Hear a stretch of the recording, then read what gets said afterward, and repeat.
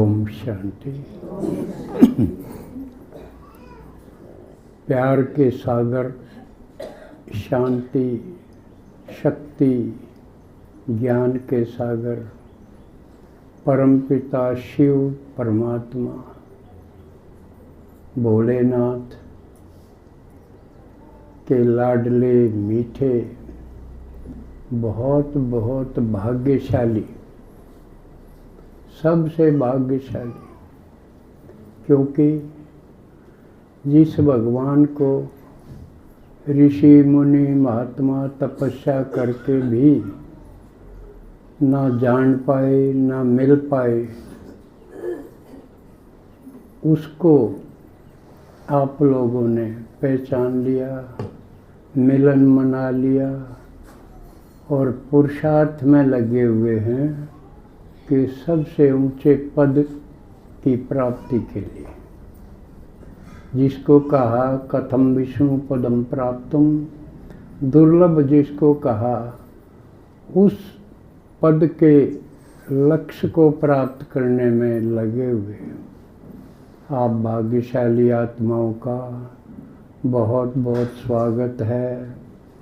और आपने जो अपने काम धंधे से समय निकाल के आने का हिम्मत का कदम उठाया है, तो हिम्मते बच्चे मद दे बाप। और करते कितना थोड़ा सा है, दे पाते कितना, यानी कदम में पदम। जितने कदम आपने भगवान की बातें सुनने के लिए उठाए हैं, उनमें कदम में पदम का गायन है। भक्ति में सिर्फ गायन करते थे, मिला किसको कुछ नहीं। और यहाँ सब कुछ केवल सुनने मात्र से ही मिल जाता है। तो आज संगम युग का एक और रविवार आपको हमको मिला। तो इसमें जितनी भी उलझन थी कर्मकांड के बारे में, रस्मों रिवाज के बारे में, तीज त्योहार के बारे में, हम उनमें फंसे हुए थे और उनमें से निकाले बिना हमारी सदगति नहीं हो। क्योंकि नहीं तो हम उन्हें को काफ़ी समझ रहे थे कि ये बतेरा शिव के मंदिर में जाए और चढ़ा दिया, कुछ व्रत रख लिया, सोचते काफ़ी हो गया। ये सब करते तो आए, लेकिन किसी के मुख से निहाल होने की बात निकली। हक में निहाल हो गया, मौज होगी, सबके मिल गया, एक भी नहीं। करते करते भी दुखी होते चले गए। लेकिन यहाँ रोज रोज कीचड़ती कला है। आज जो अनुभव है, कल लगेगा कि आज सही हुआ, कल तक तो यूं ही थे। यानी रोज कीचड़ती कला। ये खुशी जो भगवान दे रहा है, ये बासी नहीं होती बल्कि बढ़ती जाती है। इसलिए हम त्योहार जो आज ख़त्म हो जाएगा दीपावली का, क्योंकि इसमें 5 त्योहार इकट्ठे कर रखे हैं, तो उसमें दीपक जलाते हैं। खासकर इसलिए दीपावली नाम पड़ा है, क्योंकि दीपक मुख्य है इसमें। और दीपक की विशेषता क्या है? ये मिलान करा गया हमारे शरीर और आत्मा के साथ। मिट्टी का है एक दिया, उसके अंदर एक बाती है, उसके अंदर तेल या घी डाल दिया और उसको चेतन कर दिया, तो उसकी लौ कभी भी नीचे की तरफ नहीं जाओगी। ये दीपक की खास बात है कि लो ऊपर की तरफ जाएगी, जितना उसमें तेल घी ये डाला जाएगा उसकी लो बढ़ेगी, लेकिन साइड में नहीं जाएगी, नीचे नहीं जाओगी, ऊपरे जाओ। ये बड़ा सोच समझ के बनाई गई है। शरीर है, मिट्टी है, उसमें आत्मा है, वो बाती की तरह वो चेतन है, लेकिन उसके समझ नहीं हो तो वो बुझी हुई सी। जब वो जाग जाएगी और जगेगी, कैसे रिवाज है कि बड़ा दीवा के साथ छोटे दिए टच करके जलाए जाए। बड़ा दिया निशानी बनाई है भगवान का, और वो घी का हो, यानी थोड़ा सा श्रेष्ठ बनाना पड़े। बेचारे भक्ता ने बनाने की कोशिश तो करी, लेकिन सही सही तो कोई बना नहीं सके ना। और दूसरी बात, जिन्होंने बनाए हैं ये त्योहार उत्सव, उन्हें भगवान का तो पता ही नहीं था, मिला ही नहीं। क्योंकि भगवान तो सिर्फ आपा ने मिला, क्योंकि संगम पे आवे है, और बाकी भगत तो द्वापर से लग रहे थे। ग्रंथ भी रचे उन्होंने, वेद पुराण उपनिषद महाभारत रामायण और कितने कितने मोटे मोटे ग्रंथ बनाए, लेकिन बिना भगवान से मिली बना दिए, बिना जानी। तो क्या सत्य होंगे वो? जिसने भगवान फेंटा ही नहीं और वो भगवान की चर्चा करे तो क्या सही करेगा? झूठे करेगा ना, अंदाजा लावेगा, तुकबाजी करेगा। तो सारे और बाबा रोज बताओ, ये भक्ति के सामग्री है, चाहे शास्त्र हो, चाहे त्योहार हो, चाहे और कर्मकांड हो। बाबा ने कहे ये भक्ति की सामग्री है, अर्थात सही नहीं है। इसमें कितना कहे बाबा ने कहे नून वारा, नून वारा सच्चाई है। जो कर सब्जी में नून कितना चाहिए, इतना सा है, और वो पकड़ में नहीं आवे। जब तक भगवान नहीं मिले, उसका ज्ञान नहीं मिले, तब तक जो नून वारा सत्य है ना, वो भी पकड़ में को नहीं आवे। तो आज हम इस दीपावली जिसको कहें कि ये सबसे बड़ा त्योहार कम है ना, लेकिन अब विचार करेंगे बड़ा क्यों कर है भाई, छोटा बड़ा क्यों करो है त्योहार? इसमें बड़प्पन कौन सी बात है? क्या दीवे चासना बड़प्पन है? दीवे चास दे तो बड़ा त्योहार हो जाएगा। या घड़ी मिठाई के डब्बे बांट दे, जबकि इस मिठाई में सब तो घटिया सामान इस दिवाली पर बने, निरी मिलावट किरा के बना दें, चर्बी मिला दें और किमें मिला दें, क्योंकि सब तो घने डब्बे मिठाई के आदान प्रदान हो। तो घनी मिठाई के डब्बे बांट दे तो वो बड़ा त्योहार हो जाएगा? बता दे जाओ सो, या फिर विचार कर दे जाओ, या फिर किसी ने गिफ्ट दे दे, भाई लत्ते कपड़े हैं, महंगे महंगे गिफ्ट दे दे। इसमें यूं तो करे हैं, और क्या करें इस दिवाली ने? तो ये कर दे तो बड़ा हो गया यो। और के संदेश है? सवेरे उठ दे हैप्पी दिवाली। कौन सी चीज हैप्पी है इसमें? दीवे चासना हैप्पी है, मिठाई बांटना हैप्पी है, नए लत्ते पहनना हैप्पी है, लक्ष्मी का आगे हाथ जोड़ना मांगना वो हैप्पी है। मैंने तो कोई चीज इसमें खुशी की हैप्पी वाली बात नहीं दिखाई दी। थोड़ा थोड़ा टच करते हैं भी इनको, जिससे भ्रम निकल जाए। पहले है धनतेरस। धनतेरस में एक तो लक्ष्मी, एक धनवंतरी, दो का जिक्र है। अब धनवंतरी को दिखाया वैद, है ना, आयुर्वेद का जनक।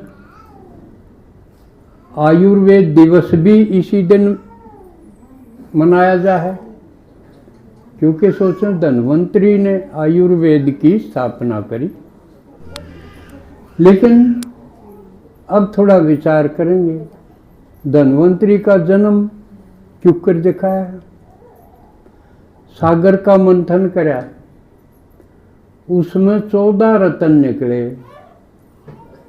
पहला निकला उसमें जहर हलाहल, उसने सब डरदे बाजन लग गए। वो शिव जी ने पी लिया और कंठ में धारण कर लिया, नीचे जान को नहीं दिया, क्योंकि वो शक्तिशाली था, इसलिए उसका नाम नीलकंठ हो गया। ऐसी कथा है। असली मतलब तो बाबाए जाना है और उससे ने अपने को बताया, लेकिन जो है, जो भक्ता ने बनाई है, वो भी बता दूं, भ्रम ना रह जाए। तो पहला हलाहल और आखिरी निकला अमृत। अमृत का घड़ा लेके धनवंतरी निकला, 14 रत्न, बीच में और रह गए 12। मैं प्रथम और अंतिम का जिक्र करूँ हूँ, बीच में और रह गए जिसमें घोड़ा है, हाथी है, अप्सरा है, चक्र है, ये कई चीज और रहेगी। लेकिन आज क्योंकि जिक्र धनवंतरी का है, अब वैद है वो माँ के गर्भ से जमेगा कि वो समुद्र से निकलेगा? सोचो, धनवंतरी वैद है तो आदमी होना चाहिए ना। अब बिना शरीर का भी वैद है, लेकिन धनवंतरी को माँ के गर्भ से नहीं दिखाया, सागर मंथन से निकला दिखाया। तो फिर कौन हो सके है? ईसा तो एक बिना गर्भ के जन्म लेने वाला तो एक शिव भगवान है, जिसका अवतरण होता है, जन्म नहीं होता। बाकी सब गर्भ से जन्म लेके आते, केवल एक शिव भगवान को छोड़ के।